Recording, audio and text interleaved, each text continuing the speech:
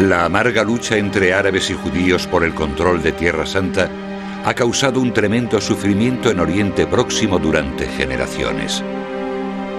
Con frecuencia se ha afirmado que la crisis se originó con la emigración judía a Palestina y la creación del Estado de Israel.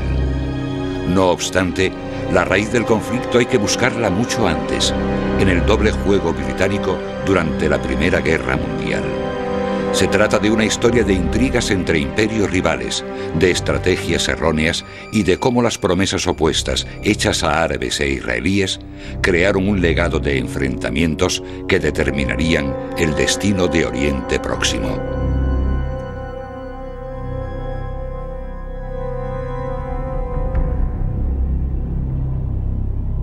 Falsas promesas.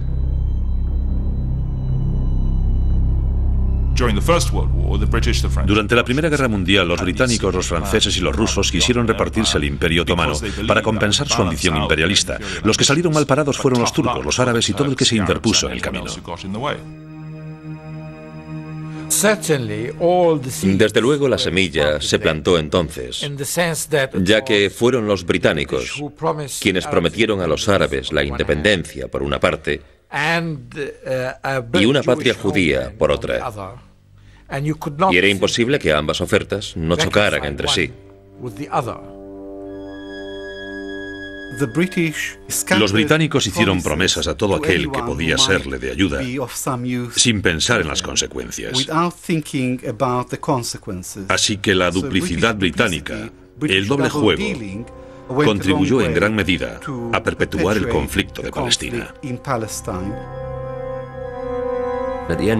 A fin de cuentas, cuando estás librando una guerra, eres muy generoso en lo que ofreces incluir en los acuerdos de posguerra.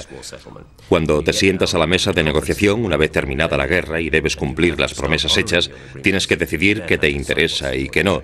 Y los británicos vieron a Oriente Próximo como un flanco occidental para apoyar su dominio en la India y en Asia en general.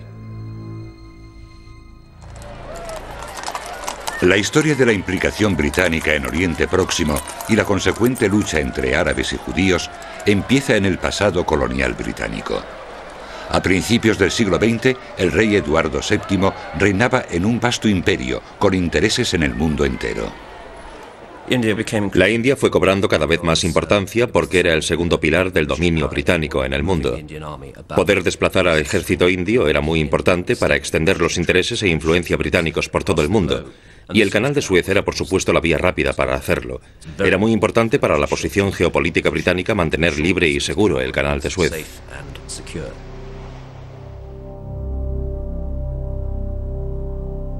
Con este objetivo en mente, Gran Bretaña se había convertido en la única potencia europea que había establecido un excelente apoyo en Oriente Próximo, en los principados del Golfo Pérsico, en Adén y en Egipto.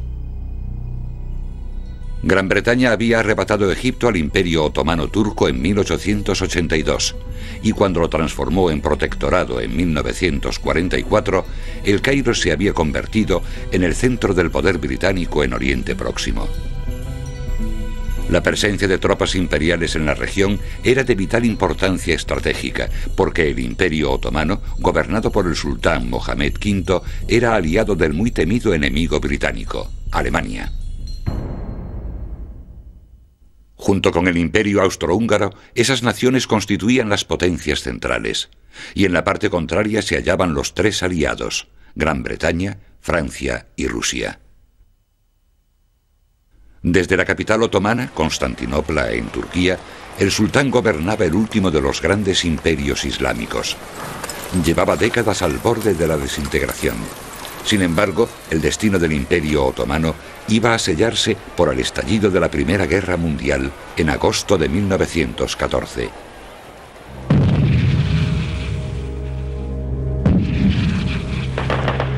En Europa, el avance de Alemania fue detenido por Gran Bretaña y Francia en el frente occidental. En el este, la guerra de Rusia contra Alemania y Austria-Hungría también alcanzó un punto muerto. Pero las potentes armas de la era industrial mataban a miles de hombres en las trincheras de todos los ejércitos.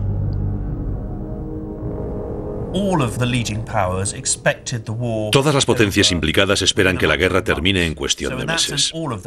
Así que todas se quedan sorprendidas al acabar 1914 cuando ven que no solo continúa la guerra, sino que tiene todo el aspecto de seguir durante mucho tiempo. Entonces empiezan a pensar en nuevas estrategias para ganar la contienda.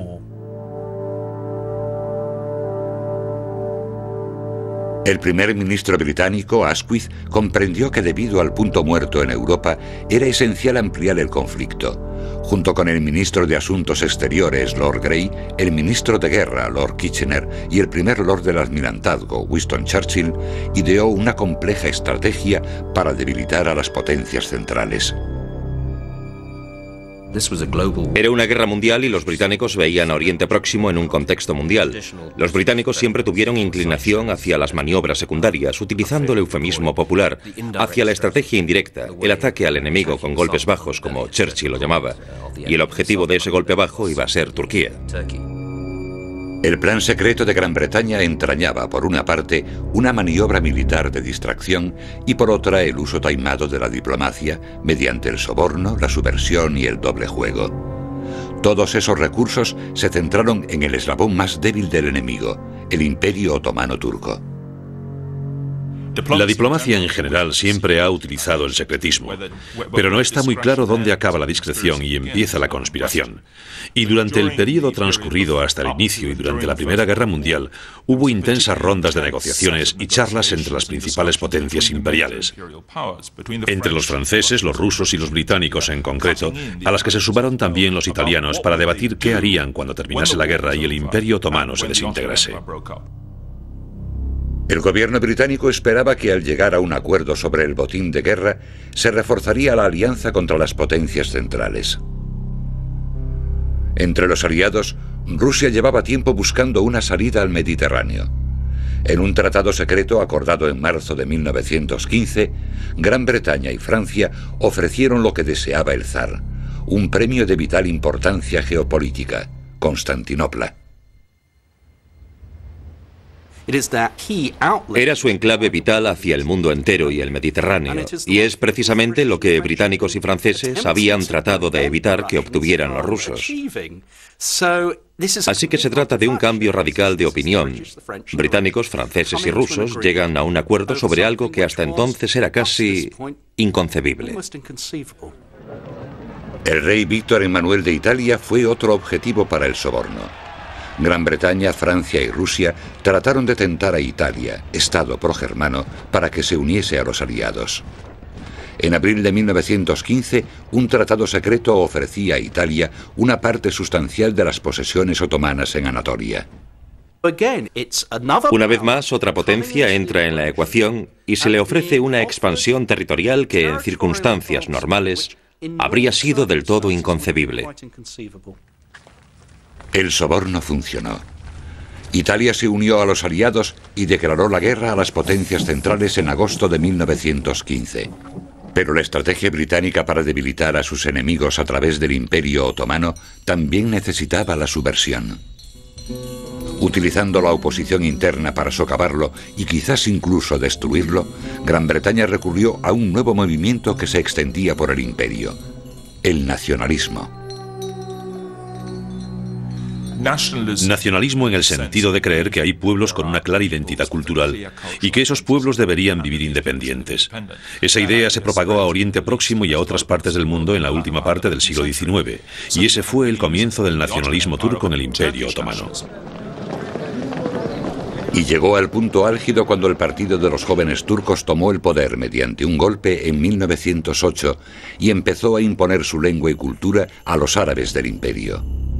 Pero aquello hizo revivir el interés de los árabes por su propia herencia.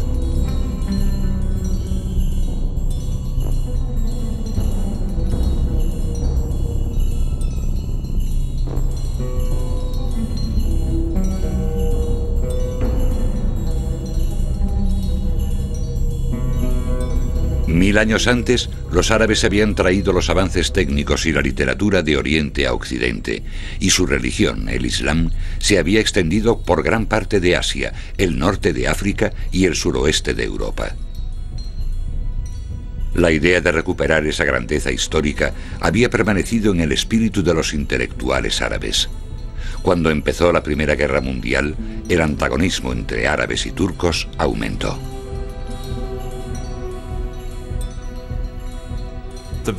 El hecho de que los turcos dijesen «queremos tener un imperio unificado» hizo que los árabes dijesen «un momento, no tomaremos parte en eso». Así que el renacer literario y nacionalista tomó entonces una forma mucho más política y como consecuencia emergió el nacionalismo árabe. Habían llegado a la conclusión de que permanecer en el Imperio Otomano se estaba convirtiendo en algo inútil, que no lograrían llegar a compartir el poder con los turcos, y empezaron a pensar en crear su propio Estado.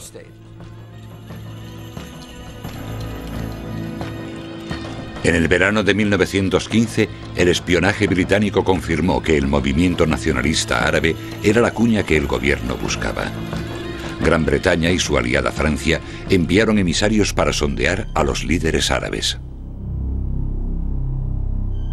Los franceses e ingleses, por así decirlo, sedujeron a varios líderes árabes locales diciéndoles: si os aliáis con nosotros, os daremos la independencia. Así que, ¿por qué no dejáis a los otomanos? Y como resultado, varios de ellos se sintieron tentados. Si creyeron que podrían de verdad obtener la independencia, ¿por qué no aliarse con los europeos contra los otomanos?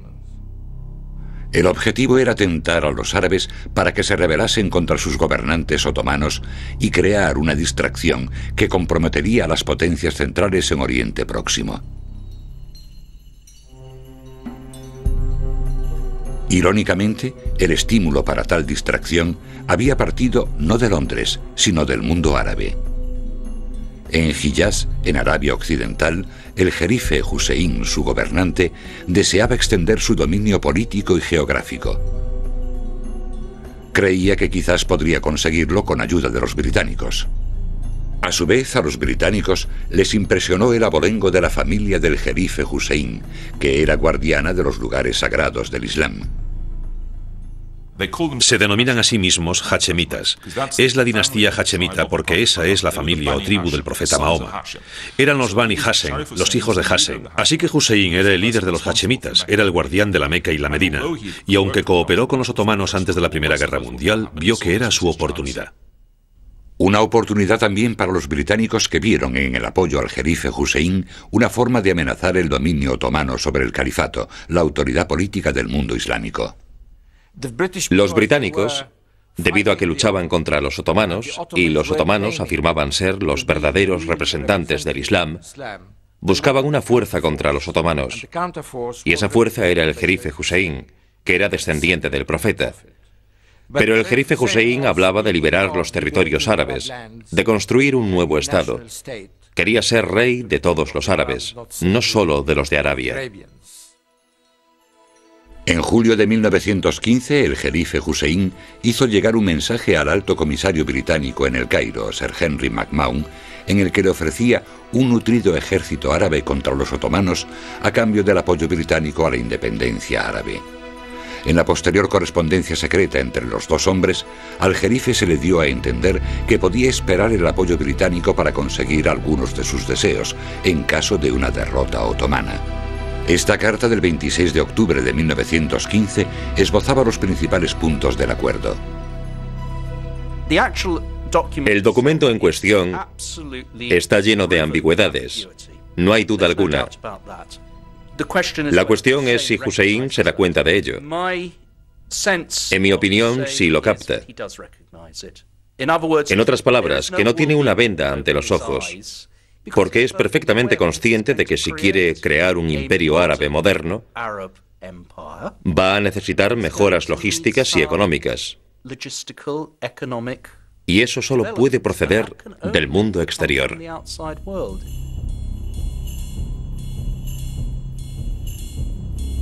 Creyendo la promesa británica de apoyo, Hussein, junto con sus hijos Faisal y Abdullah, reunieron un nutrido ejército.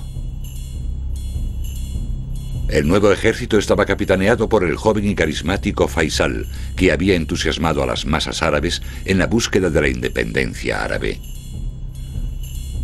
No obstante, aunque Hussein y Faisal movilizaron sus tropas, Los británicos se preparaban para traicionarlos. De vuelta en Londres, en la primavera de 1916, Gran Bretaña negociaba con Francia sobre la futura configuración de Oriente Próximo. A puerta cerrada, Sir Mark Sykes, del Foreign Office británico, había celebrado reuniones con su homólogo francés, François Georges Picot. Gran Bretaña sabía que era esencial ofrecer a los franceses una parte del botín del Imperio Otomano si ganaban la guerra. Por parte británica, eran conscientes de que los franceses habían hecho sacrificios tan enormes que no se podían ignorar sus aspiraciones.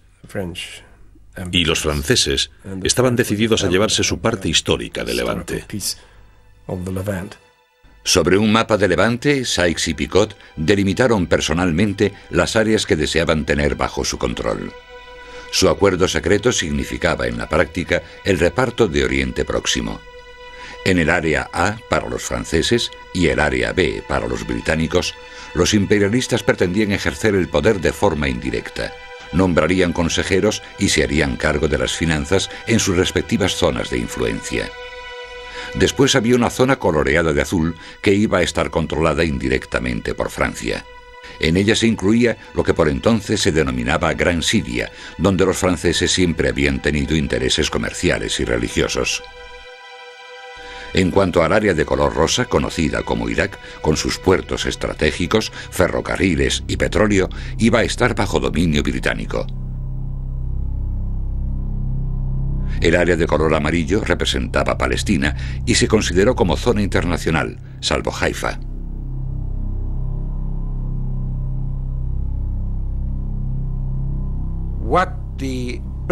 Lo que los británicos querían era el petróleo de Irak, y se concentraron en conseguir Irak y también una vía desde Irak al Mediterráneo para transportar ese petróleo. Así que consiguieron Haifa en la costa palestina y también la mayor parte de Irak. El acuerdo Sykes-Picot fue un documento británico vergonzoso y ni se me ocurriría defenderlo. Pero lo confeccionaron personas regidas por la antigua fe en el equilibrio del poder y con mentalidad imperialista. Sin conocer estos acuerdos secretos hechos a sus espaldas, Hussein y Faisal proclamaron la independencia y en junio de 1916 atacaron a las tropas turcas. La revuelta árabe contra los otomanos había empezado. La guarnición turca de la Meca pronto cayó derrotada y se tomó el puerto de Jeddah. En 1917, las fuerzas de Hussein y Faisal habían avanzado hacia el norte y se enfrentaron a los turcos otomanos a lo largo del ferrocarril de Hiyaz. Los británicos vieron que la revuelta árabe contribuía a su estrategia para crear una maniobra de distracción contra las potencias centrales. Aplicando un movimiento de tenaza, los británicos habían lanzado una ofensiva desde el suroeste para asegurarse el control del canal de Suez y el Levante. Y desde el suroeste luchaban para asegurarse los pozos de petróleo de Irak. Todo ello para atacar a las potencias centrales en su punto más débil, el Imperio Otomano. Los árabes supeditaron su destino a los británicos. Consideraban que luchaban con los aliados, pero al mismo tiempo que no estaban integrados en el ejército británico y que seguían actuando como ejército independiente denominado Ejército del Norte.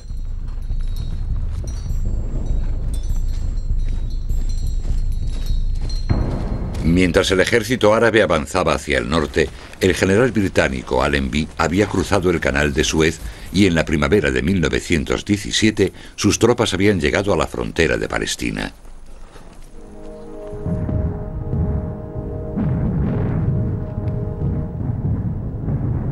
La guerra en Europa, sin embargo, seguía sin ir bien para Gran Bretaña. El intento de avanzar a través de las líneas alemanas en el Somme había dado poca ganancia territorial y el coste en vidas fue colosal.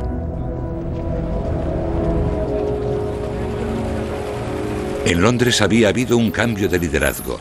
El nuevo primer ministro, Lloyd George, opinaba que la campaña bélica de los aliados necesitaba un nuevo empuje. Aunque Estados Unidos hasta entonces había sido neutral en la guerra, Lloyd George estaba convencido de que eso podía cambiar. Creía que había un grupo poderoso que podría influir en el gobierno americano. Lloyd George pensaba que la decisión americana de entrar en la guerra o no dependería mucho de la opinión pública y que el apoyo judío inclinaría la balanza en un sentido u otro. Hay que recordar que el Ministerio de Asuntos Exteriores británico sobreestimó en gran medida el poder de los judíos en el mundo, sobre todo de las élites financieras y comerciales.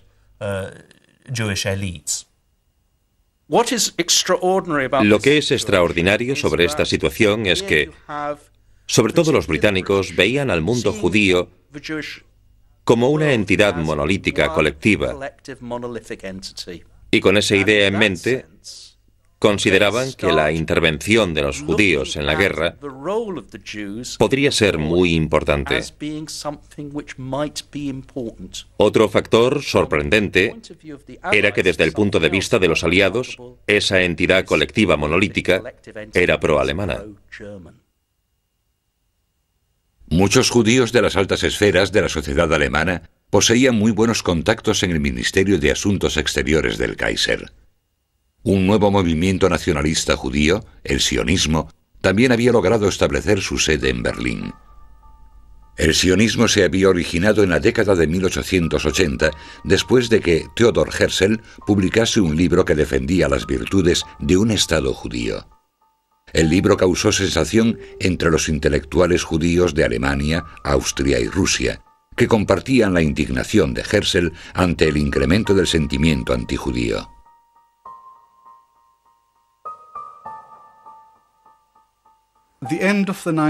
Al acabar el siglo XIX, se dio el ascenso del antisemitismo en toda Europa. En Austria, Alemania, Francia, pero sobre todo en la Europa oriental, en Polonia y Rusia. El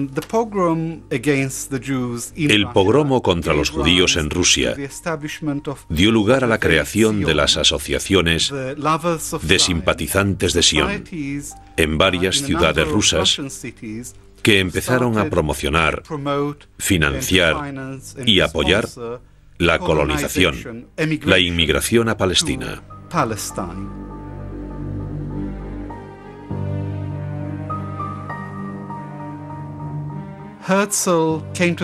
Herzl llegó a la conclusión de que los judíos no estaban seguros en ningún sitio de Europa y que la única solución era que los judíos tuviesen un Estado propio, sobre el que pudiesen ejercer su soberanía y donde no fuesen una minoría.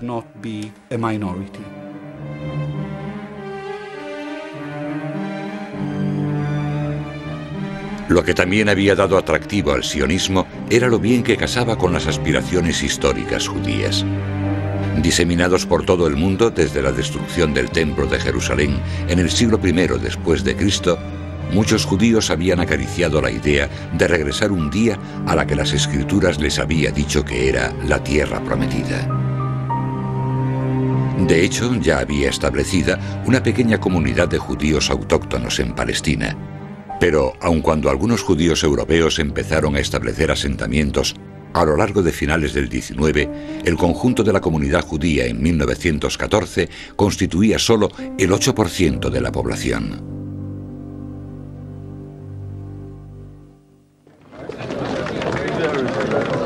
El líder sionista de Gran Bretaña, Weizmann, había presionado al gobierno para que garantizase que, en caso de una derrota otomana, apoyaría la emigración judía a Palestina.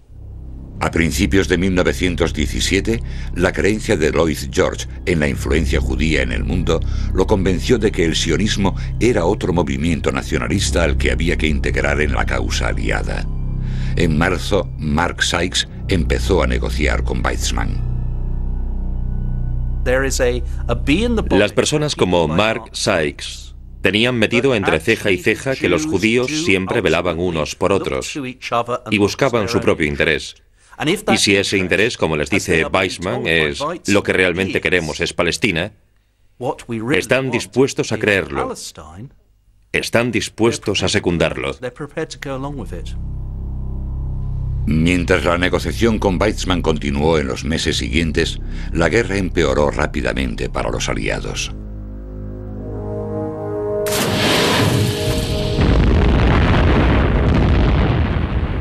La campaña submarina alemana estaba debilitando gravemente a la flota mercante británica, y aunque Estados Unidos había entrado en la guerra del lado de los aliados, el presidente Wilson no estaba aún dispuesto a suministrar un gran número de soldados. El último intento británico por mantener sus posiciones en el frente occidental pronto quedó ahogado en las trincheras embarradas de Passchendaele. A medida que se sacrificaban miles de vidas de jóvenes soldados en otra campaña inútil, la moral entre los soldados decayó. Pero la peor amenaza a la máquina de guerra aliada vino del este. Rusia estaba al borde del derrumbe. Tras enormes derrotas a manos de los alemanes, el país consumido por la guerra se desintegraba. Había escasez de alimentos, huelgas y manifestaciones. Cuando el zar fue depuesto durante la Revolución, Gran Bretaña y Francia se sintieron muy alarmadas. El caso es que cuando Rusia y su campaña bélica empiezan a derrumbarse, los alemanes han ganado la Primera Guerra Mundial, a menos que Estados Unidos entre en la guerra. No hay forma de que los británicos y franceses por sí solos puedan llegar a derrotar a Alemania.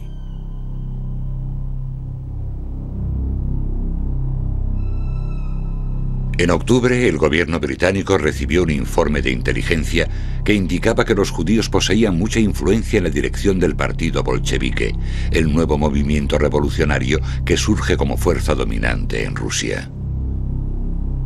Lloyd George temía que aquellos comunistas apartaran a Rusia de la guerra. Con los norteamericanos aún reacios a aportar gran número de tropas, George sabía que debía actuar. Ordenó al ministro de Asuntos Exteriores, Arthur Balfour, que hiciese una propuesta que resultara atractiva para el pueblo judío. El gobierno de Su Majestad es partidario de que se cree en Palestina una patria para el pueblo judío. Y por su parte hará lo posible para facilitar que se logre este objetivo.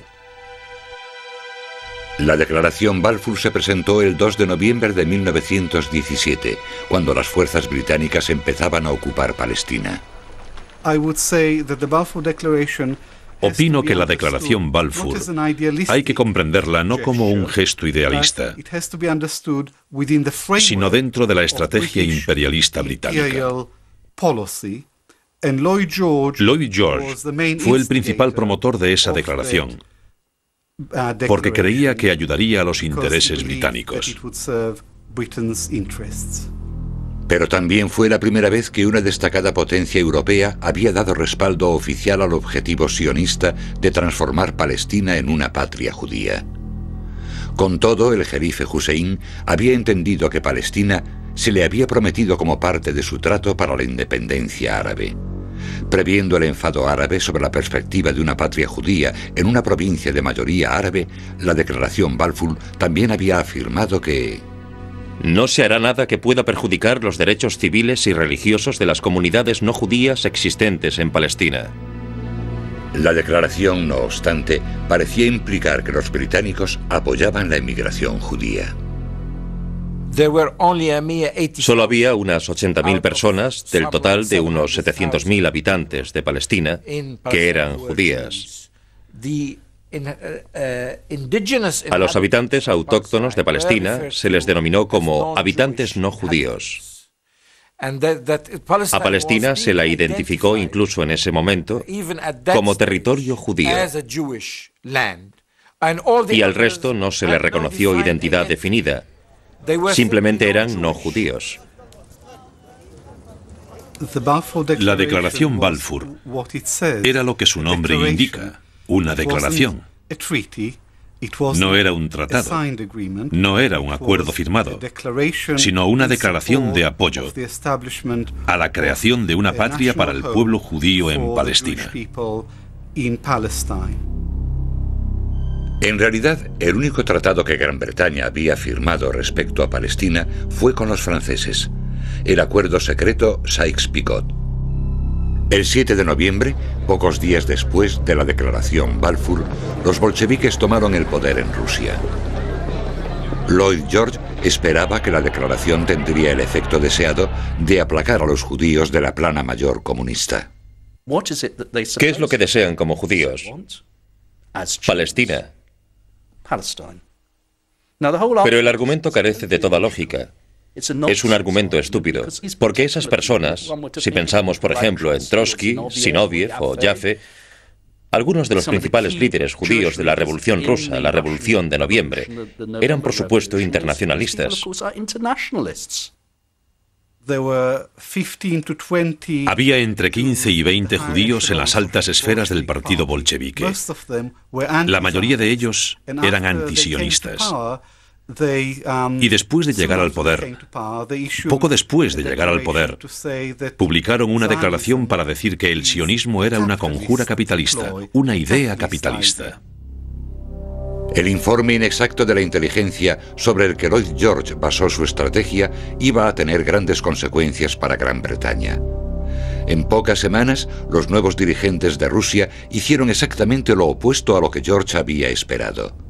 No solo apartaron a Rusia de la guerra, sino que abrieron los archivos del Ministerio de Asuntos Exteriores zarista y publicaron sus tratados secretos, los mismos que Gran Bretaña había elaborado con sus aliados para repartirse el Imperio Otomano y de los que Rusia había quedado al margen. Por supuesto fue un gran bochorno para los aliados occidentales, porque estos habían hecho toda clase de acuerdos entre bastidores, y en ellos se habían repartido grandes sectores del mundo, mientras sostenían en público que libraban una guerra en defensa de la democracia, y por supuesto diciendo también, entre otros a los árabes, que eran partidarios de la autodeterminación de los pueblos del Imperio Otomano. La publicación de los tratados secretos por los bolcheviques provocó un gran recelo en el mundo árabe. El jerife Hussein y los demás dijeron, un momento, ¿qué es lo que pasa? Primero, ¿por qué no nos dan la independencia? Y segundo, ¿por qué nos dividen en zona A y zona B? En ese momento, los árabes se dieron cuenta de que los británicos no solo habían conseguido lo que querían, por ejemplo, los puertos de Palestina e Irak, además habían prometido otras cosas a los franceses.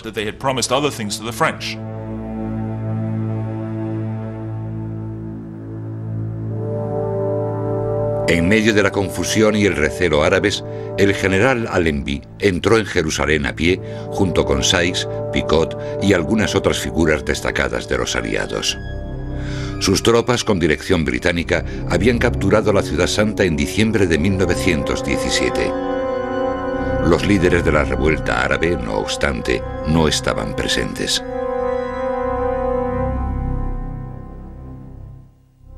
Temiendo que Hussein y Faisal dejaran de apoyarlos, el gobierno británico les envió un mensaje que reiteraba el compromiso británico a la independencia árabe. A la raza árabe se le dará la oportunidad de formar una vez más una nación en el mundo. Esto solo se podrá lograr mediante la unión de los árabes, y Gran Bretaña y sus aliados colaborarán para lograr esa futura unidad árabe. Hussein permaneció leal a la causa aliada, aún dispuesto a aceptar la palabra británica sobre la independencia árabe, aunque habló de ajustar las cuentas tras la guerra.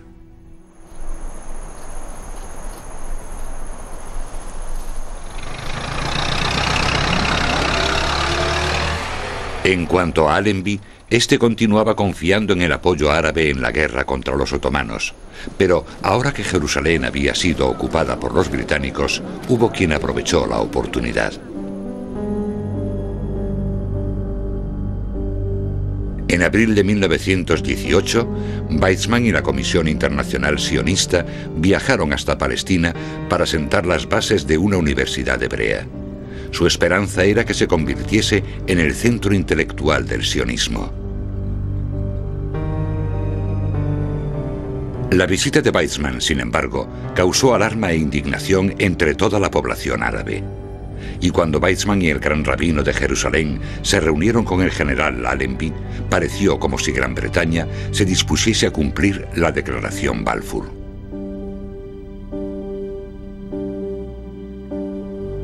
6 meses después, las tropas de Allenby entraron en Damasco.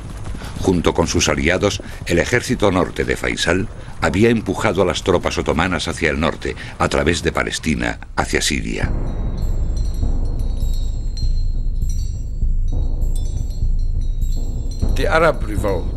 La revuelta árabe contribuyó a la victoria de los aliados. En primer lugar, protegió el flanco británico en Palestina. Segundo, mantuvo a un número de tropas turcas y alemanas preocupadas. Y tercero, los británicos jamás habrían podido legitimar lo que estaban haciendo sin contar con la bendición de una fuerza árabe.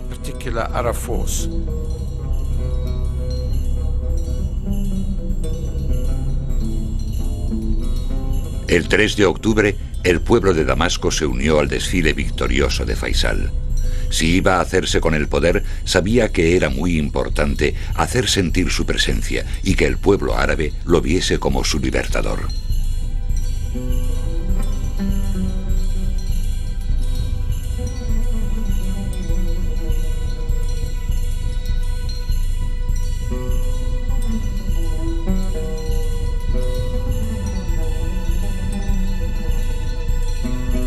Ese mismo día, no obstante, Faisal se reunió con el general Allenby en el Hotel Victoria de Damasco.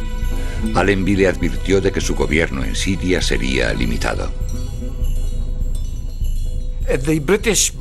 Los británicos por entonces sabían que iban a entregar Siria a los franceses, así que no podían aceptar a Faisal como legítimo gobernante. Todo lo que podían hacer era pagarle un salario y los gastos de su ejército y administración.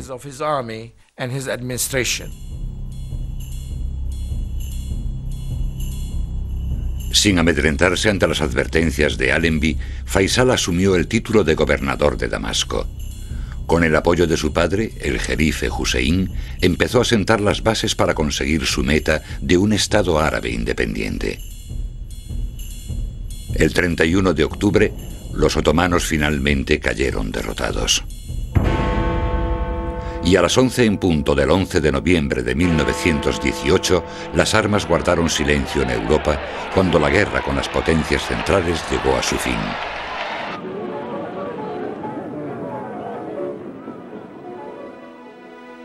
La Conferencia de Paz de Versalles empezó en enero de 1919.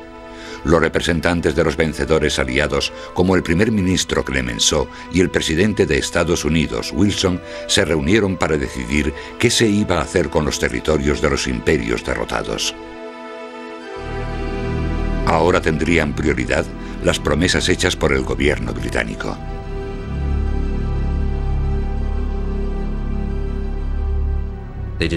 Hicieron promesas a los árabes, pero también a los judíos y a los franceses, a los rusos, a todo el mundo.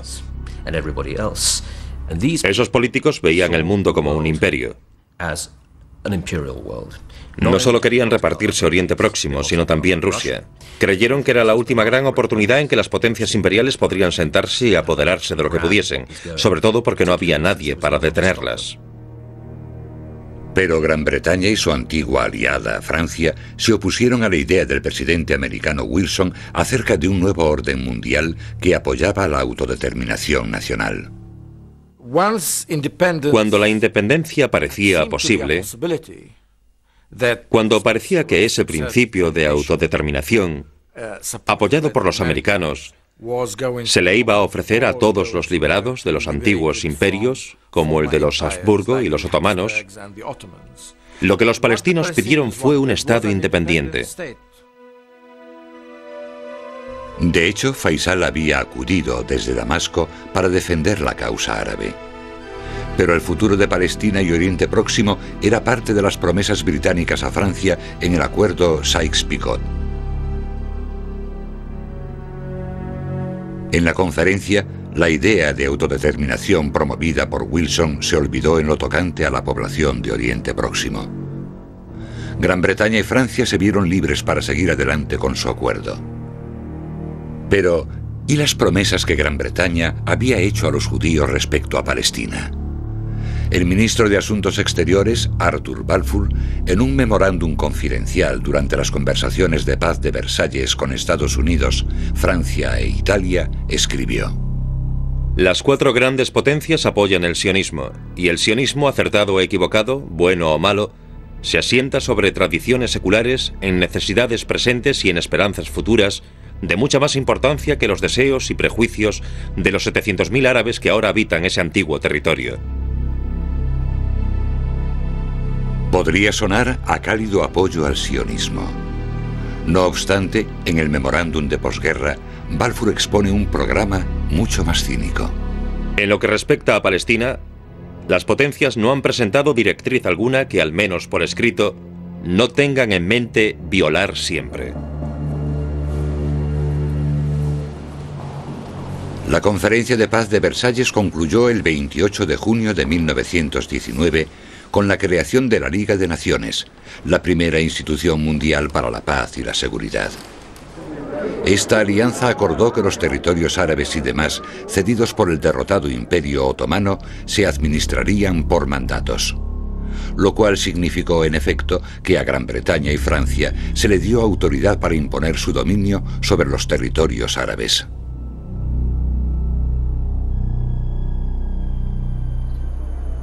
El 21 de noviembre de 1919, François-Georges Picot, coarquitecto del acuerdo Sykes-Picot, y el general francés Gouraud llegaron a Beirut. Y así empezó la imposición del mandato francés en Siria y el Líbano.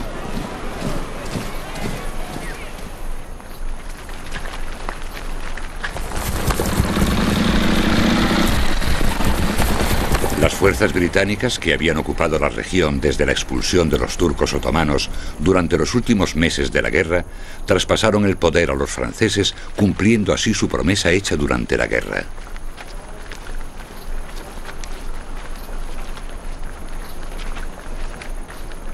Faisal, que llevaba siendo gobernador de Damasco 16 meses, había estado consolidando su posición. Cuando el Congreso Nacional Sirio lo proclamó rey, los franceses se indignaron y el general Gouraud envió a sus tropas. El 7 de agosto de 1920, Faisal había sido depuesto y tuvo que huir de Palestina. Las promesas hechas al jerife Hussein y Faisal sobre un solo estado independiente ahora eran un recuerdo lejano para los europeos. El establecer las zonas de influencia tuvo como consecuencia que lo que en principio había sido voluntad de aceptar un solo Estado árabe cayese en el olvido. Y además de eso, por supuesto, el hecho de que hubiese un área francesa y otra inglesa plantó la semilla de la división. Así que a esa zona se le negó tanto la independencia como la unidad. Las fronteras y gobiernos de los estados de Oriente Próximo que surgieron llevaron el sello inconfundible del acuerdo Sykes-Picot. La mitad francesa de la antigua provincia otomana de la Gran Siria se integró en su mandato sobre el Líbano y Siria. La otra mitad se integró en el mandato británico sobre Transjordania y Palestina. En el este, la zona otomana de Mesopotamia, que incluía los pozos de petróleo de Mosul, se le dieron a Gran Bretaña como mandato sobre Irak. Así que esa fue en el fondo la importancia del acuerdo Sykes-Picot, la división de lo que se denominaba el creciente fértil entre Irak y Siria, y permitir que Gran Bretaña tuviese acceso al petróleo del área y pudiese explotarlo en el futuro. Pero el dominio británico fue rechazado en principio por el pueblo iraquí hasta que se instaló a Faisal como rey en julio de 1921. Gran Bretaña esperaba que el poder limitado que le devolvía serviría para aplacar las frustradas aspiraciones de independencia árabe. Pero el jerife Hussein esperaba más de los británicos. Jamás abandonó la idea de que los británicos le habían prometido la independencia, no solo en Arabia, sino también en Siria e Irak. Y quería que los británicos cumpliesen sus promesas. El sueño del jerife Hussein de un reino árabe gobernado por los hachemitas solo se cumplió en parte. Porque, aunque su hijo Abdullah se convirtió en rey de Transjordania, Su antiguo rival, Ibn Saud, expulsó a los hachemitas de Hiyad cuando conquistó toda la península arábiga.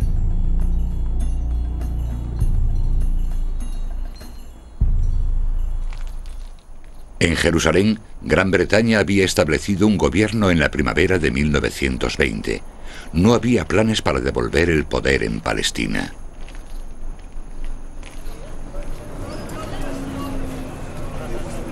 Palestina era un territorio sagrado para 3 religiones. Los judíos eran una pequeña minoría que había vivido en armonía con cristianos y la más numerosa comunidad de musulmanes durante cientos de años. Pero la declaración Balfour, que prometía a los judíos una patria en Palestina, se había incluido en el mandato británico en Versalles. Palestina tenía, por tanto, que abrirse a la nueva inmigración judía europea. Con celebraciones y desfiles en apoyo de las actividades sionistas, pareció como si los británicos fuesen a cumplir lo prometido a los judíos e ignorar las esperanzas palestinas de independencia.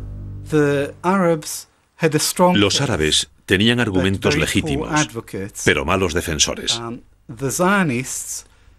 Los sionistas tenían argumentos no tan fundamentados como los de los árabes autóctonos, pero tuvieron excelentes defensores.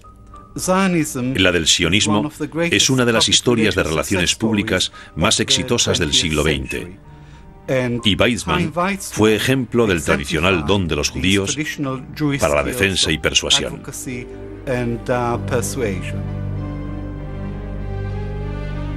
Ese don quedó bien patente cuando Weizmann y varios grupos sionistas ayudaron a financiar la compra de terrenos y la construcción de asentamientos para los judíos inmigrantes.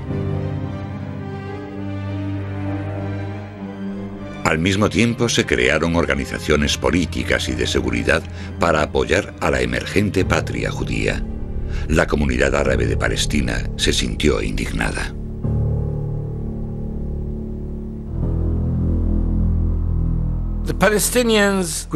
Los palestinos, para empezar, no podían concebir que su país se dividiese o se entregase a otra comunidad que no tenía nada que ver con Oriente Próximo y era casi por completo europea por entonces.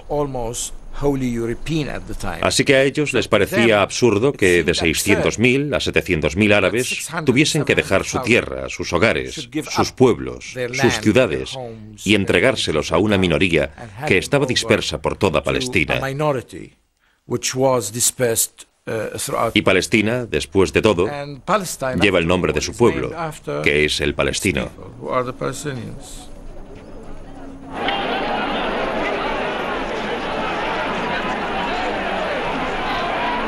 En 1925, Balfour recorrió los nuevos asentamientos judíos en Palestina.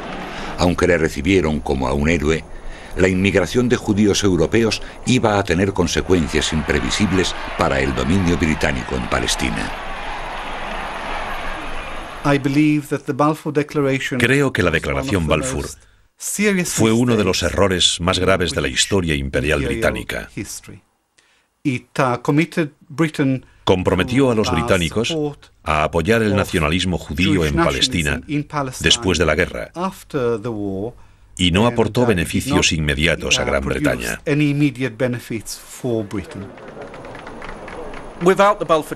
Sin la declaración Balfour no podría haberse dado la creación de una patria judía. Y el paso dado después, en 1948, cuando se creó el Estado de Israel, tampoco habría ocurrido. Es necesaria la protección de los británicos en el lugar para prestar apoyo militar a la emergente patria judía.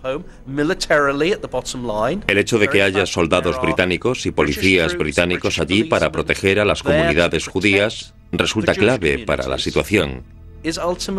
No se podría haber logrado de otra manera.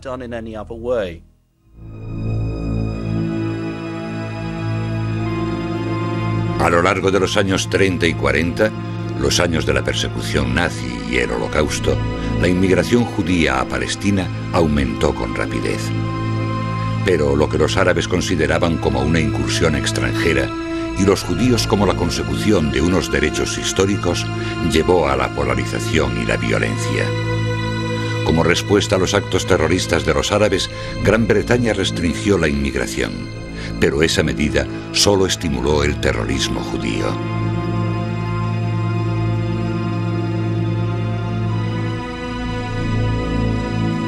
En medio de ese ambiente, Gran Bretaña renunció a su mandato y nació el Estado de Israel en 1948. Cuando la primera de varias guerras entre el nuevo Estado y sus vecinos árabes empezó, miles de árabes palestinos huyeron de su patria. Por tanto, la estrategia empleada por Gran Bretaña para ganar la Primera Guerra Mundial, sin darse cuenta, provocó una gran división entre árabes y judíos. La consecuencia más grave de la conducta británica durante la guerra fue que alentó el nacionalismo árabe y el nacionalismo judío. Y en el periodo después de la Primera Guerra Mundial, Gran Bretaña se encontró con su legado de doble juego y traición, que le iba a afectar durante mucho tiempo.